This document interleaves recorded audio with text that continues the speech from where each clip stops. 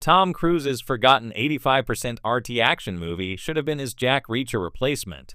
When you think of Tom Cruise, your mind probably drifts to two types of films: the high-flying, edge-of-your-seat mission, impossible adventures, and the mid-tier, flashy action thrillers that occasionally stick around in your memory. But somewhere in the middle of that spectrum lies a gem that not only delivered adrenaline-fueled spectacle, but also demonstrated Cruise's ability to embody the kind of rugged, everyman action hero fans crave, a role that could have replaced Jack Reacher. Yes, I'm talking about a movie most casual fans have forgotten, a film that, despite earning an 85% rating on Rotten Tomatoes, somehow slipped under the radar of mainstream action discourse. Its obscurity is baffling because it has everything that makes Reacher fans fall in love with Alan Ritchson's portrayal: physicality, moral ambiguity, and the thrill of watching a man who's fully capable of handling himself without relying on gadgetry or superpowers. Let's take a closer look at why this film could have been Tom Cruise's next great action identity, and why the missed opportunity still haunts fans of lean, tough guy thrillers. The movie that should have been The Reacher Bridge, released in the late 2000s, the film name withheld to maintain intrigue for those who might revisit it, was a modest box office performer. Critics praised it for its taut storytelling, grounded action sequences, and Cruise's commitment to physical authenticity. Unlike the over-stylized explosions of Fallout, or the often too glossy approach of Jack Reacher, this film leaned into realism. Cruise wasn't just performing stunts. He was embodying a character whose intelligence, grit, and raw determination were central to the story. The protagonist, let's call him the wanderer archetype, was a loner, a problem solver who operated outside traditional systems. Sound familiar? That's because it mirrors exactly what makes Jack Reacher so compelling. He's a man who walks into trouble, evaluates the situation, and systematically dismantles it using a combination of brains, brawn, and an unwavering moral compass. Where Alan Ritchson's Reacher is the physical embodiment of the book series' imposing descriptions, Cruise's Wanderer brought a different but equally valuable dimension: relatability. While Ritchson has the size and presence of a small tank, Cruise has the magnetic intensity to make audiences root for a man who's smart, relentless, and fully capable of winning against odds that seem insurmountable. Physicality meets authenticity. One of the reasons Cruise could have been a perfect Reacher replacement, or even an evolution of the character, is his unparalleled commitment to physical performance. Anyone who has watched Cruise perform stunts in the Mission Impossible series knows that he doesn't rely on doubles for key sequences. Every punch, jump, and fall is anchored in the reality of his own body. In this forgotten action film, he brought that same dedication to a role that required him to physically embody a character who wasn't relying on a team of secret agents or high-tech gadgets. The fight choreography was deliberately unglamorous.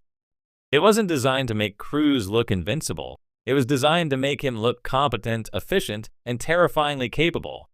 Every move had weight, every takedown had consequence, and every confrontation highlighted a simple but crucial truth: this was a man who had been in fights before and would survive the next one.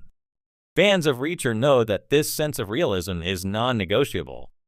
Reacher doesn't win because of luck or cinematic exaggeration. He wins because he's intelligent, calculated, and fully prepared to engage physically when necessary.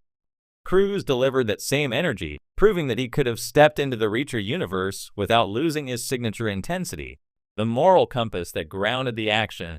Another key element that made this film a lost opportunity as a Reacher replacement was the character's moral clarity. In a world where action heroes often blur ethical lines for spectacle, the Wanderer remained rooted in a strong personal code. He didn't negotiate justice with flashy one-liners or moral ambiguity for the sake of drama.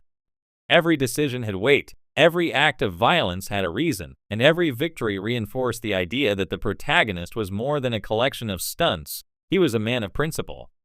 Compare this to Cruise's Jack Reacher attempts. While the 2012 Jack Reacher film was competent, it struggled to capture the combination of intellect, gravitas, and grounded heroism that fans of the novels adore.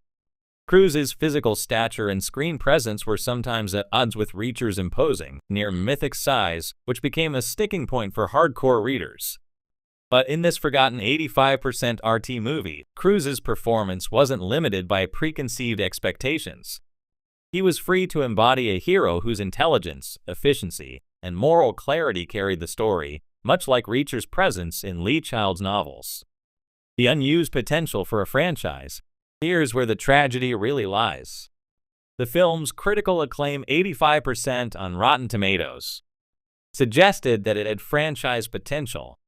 Cruise was already a bankable star, capable of drawing audiences across demographics. Yet the movie was largely forgotten in the shadow of bigger studio blockbusters. Had it been positioned as the start of a lean, intelligent action series, something in the vein of Jack Reacher, it could have carved out a unique space for Cruise that balanced cerebral storytelling with kinetic energy. Imagine a series where Cruise played this wanderer across a variety of settings: urban conspiracies, rural mysteries, international intrigue. Each entry would rely less on spectacle for spectacle's sake and more on the cleverness, physical skill, and moral clarity of the protagonist. It's exactly the kind of franchise that could have served as a spiritual successor to Reacher, particularly for fans who want action grounded in reality.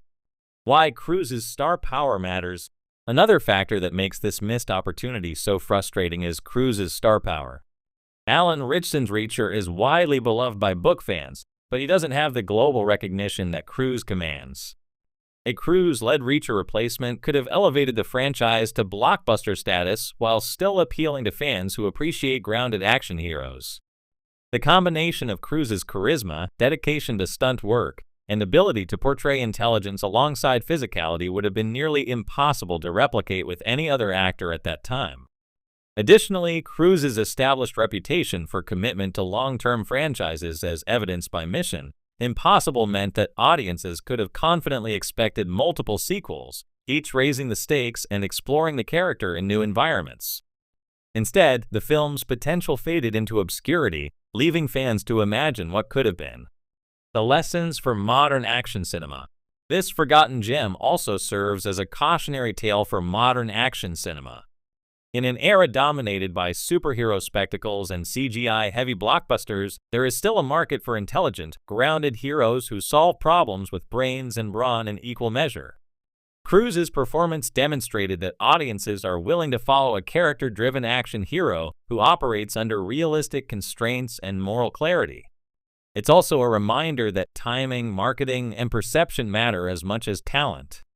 Even a film with a strong lead performance, tight storytelling, and an 85% critical approval rating can be overlooked if it doesn't have the right promotional push or franchise vision.